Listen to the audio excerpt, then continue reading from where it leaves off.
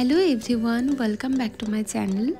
এটা হচ্ছে বিয়ের দিন সকালবেলা। তো বিয়ের দিন সকাল থেকে রাত অবধি যা যা হয়েছে সেই সব কিছু আমি এই ভিডিওতে তোমাদের সাথে শেয়ার করেছি।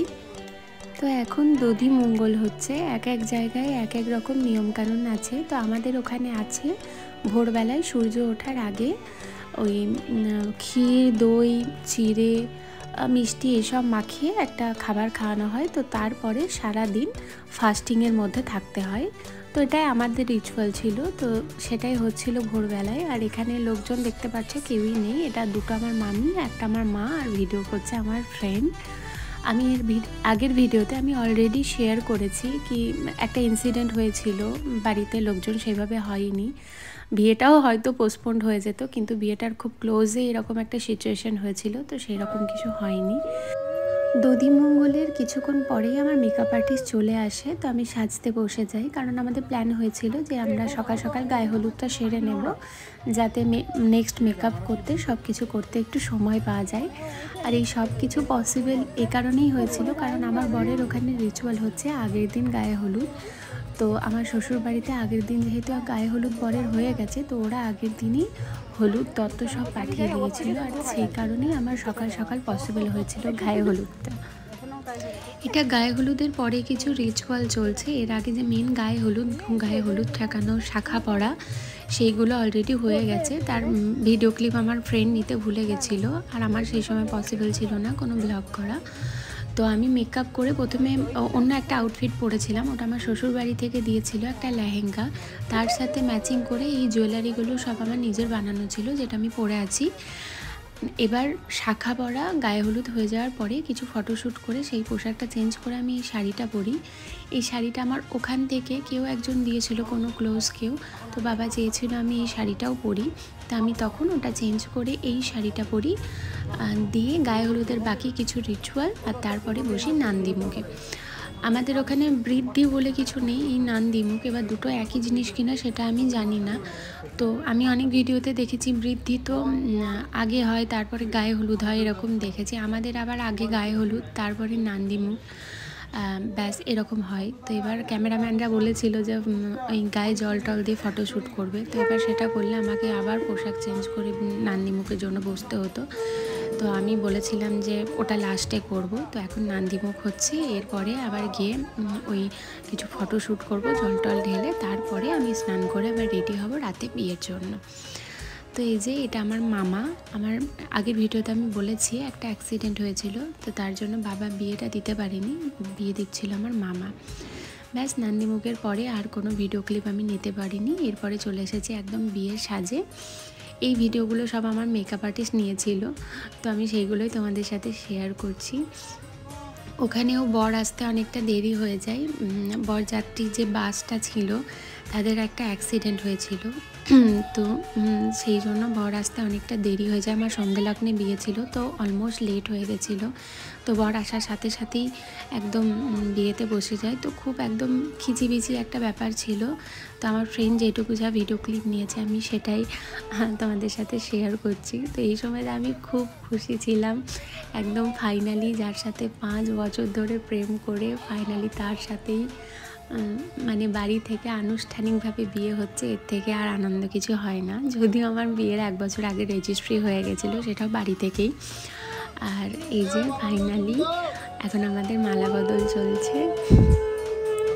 তোমরা অনেকেই হয়তো এই বিষয়টা রিলেট করতে পারো, টিপিক্যাল মিডিল ক্লাস ফ্যামিলিতে যেটা হয় আর কি। দেখবে মানে লাভ ম্যারেজের ক্ষেত্রে মেনে নেওয়ার ব্যাপারটা সবসময় যেটা হয়, বরকে চাকরিজীবী হতে হবে, সেম কাস্ট, এইসব ব্যাপারগুলো খুব কমন একটা ব্যাপার লাভ ম্যারেজের ক্ষেত্রে। তো ম্যাক্সিমামই ওই জন্য পালিয়ে বিয়ে এরকম ব্যাপারটা হতে হয়, সিচুয়েশানটা এরকম হয়। কিন্তু আমার ক্ষেত্রে এই রকম কোনো প্রবলেম হয়নি। ওর বাড়িতেও ছিল না কোনো ইস্যু, আমার বাড়িতেও কোনো ইস্যু ছিল না। ওর বাড়িতে জানিয়েছিল, আমি আমার মাকে জানিয়েছিলাম, মা বাবাকে বলেছিল, তারপর ওর বাড়ি থেকে আমার বাড়ি গেছিলো। তো এইভাবে আমাদের যেভাবে মানে অ্যারেঞ্জ ম্যারেজ হয় পুরো ওইভাবেই আমাদের হয়েছিল, কোনো ইস্যু হয়নি। আর সবটা জেনেই হয়েছিল, কোনোতেই কোনো প্রবলেম ছিল না। কিন্তু আমাদের এই যে 5 বছরের সম্পর্ক, এর মাঝে না অনেকে চেষ্টা করেছিল আমাদের সম্পর্কটা ভেঙে দেওয়ার। অনেকে অনেক রকম বাজে মন্তব্য করা, অনেক কথা বলা, অনেক কিছু করেছিল, কিন্তু আলটিমেটলি কিছু হয়নি। তাই আমি তোমাদের সাথে এই গল্পগুলো শেয়ার করতে পারছি, এই যে 5 বছরের জার্নিটা। তো আমাদের বিয়েতে বেশি লোকজন না হলেও, এত সমস্যা থাকলেও, এত যে প্রবলেম ক্রিয়েট হয়েছে, অনেক মানুষ চেয়েছে বিয়েটা ভেঙেও দিতে, এরকম অনেক সিচুয়েশন হয়েছিল। তো আলটিমেটলি কিছু তো হয়নি, সবই অল্প অল্প করে হয়েছিল, লোকজন কম থাকলেও। রাতে খুব সুন্দর একটা বাসরও হয়েছে, সেটা কিছু সময়ের জন্য হলে সেখানে বাসর জায়গা হয়েছে, সেখানে আমার গানের ম্যাম খুব সুন্দর গানও করেছে, আমরাও মোটামুটি একটু করেছিলাম। সব ভিডিও ক্লিপ হয়তো নেই, কিন্তু মোটামুটি হয়েছে।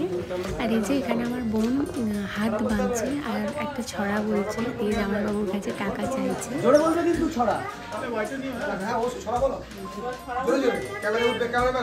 ভুবন ঠাকুরের বাড়িতে ডাকাত করেছে, সেই ডাকাত আজকে ধরা পড়েছে। ডাকাতকে কিছু শাস্তি দিন, আমাকে কিছু পুরস্কার দিন।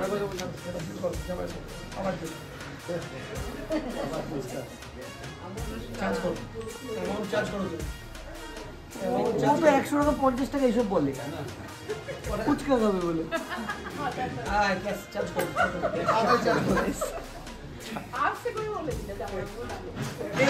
ওই বোর্ডটা দিয়ে দাও, ওই বোর্ডটা ভাই ময় ময় হয়ে যাবে তো।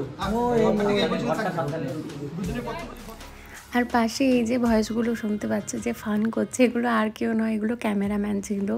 ওরা এত ভালো ছিল, মানে হেসে হেসে পেট ব্যথা হয়ে যাচ্ছিল। বাড়ির নিজের লোক না থাকুক, কিন্তু ওরাই যথেষ্ট ছিল। এত এনজয় করিয়েছে ওরা এনজয় করতে জানে, করিয়ে নিতে জানে। আর ওর জন্যই এত ভালো ভালো ফটো ভিডিও আসা সম্ভব হয়েছে। ওরা এত ভালো, ওদের বিষয়ে যতই বলবো ততই কম পড়ে যাবে। আর এই যে এখন আমরা দুজনে হাত বাঁধা অবস্থায় আছি, আর আমরা দুজনে খুব গল্প করছি। আমাদেরকে পুরোহিত বলছে এখন কোনো কথা নয়, বারবার চুপ করতে বলছে, আর আমরা বারবার পুটুর করে গল্প করছি। তো তারপরে বিয়েটা হয়ে যায়। আর সিঁদুরদানের কোনো ভিডিও ক্লিপ আমার কাছে নেই। তারপরে এই যে বাসরে বসে আছি, এটা আমার বেডরুম। ওপরে বসে আছে ওটা জয়ের একটা বন্ধু, মানে আমার বরের। আর গান করছে আমার গানের ম্যাম। রাইট সাইডে আমার একটা ফ্রেন্ড আছে, সামনে আমার বোন বসে আছে, পাশে আমার বর, তার পাশে আমার এক দাদা আর আমি। এই কজনই ছিলাম, তবে আমরা খুব এনজয় করেছি। এইভাবেই কিছুটা কাটে বাসরটা।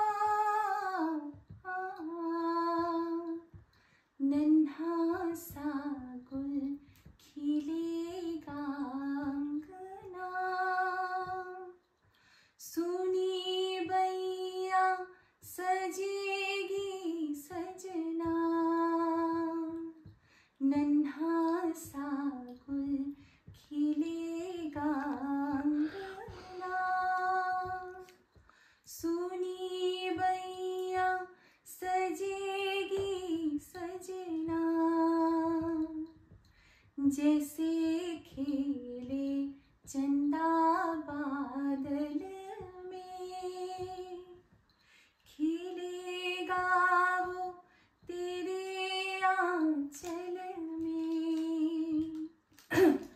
चंदनिया गुनगुनाएगी, चंदनिया गुनगुनाएगी। এই ছিল আমার বিয়ের ব্লগ। তোমাদের কেমন লাগলো আমাকে অবশ্যই কমেন্ট করে জানিও। এরপরে আমরা ভোর রেডি হয়ে যাই বিদায়ে যাওয়ার জন্য। আশীর্বাদ হয়, তারপরে বিদায়। বাড়ি থেকে কনকাঞ্জলি কোনো রিচুয়াল করেনি, সেটা আমার জন্য খুব আনন্দের। তোমাদের ভিডিওটা যদি ভালো লাগে তাহলে একটা লাইক করে দিও। এই ভিডিওটা এই পর্যন্ত, দেখা হবে অন্য ভিডিওতে। টাটা।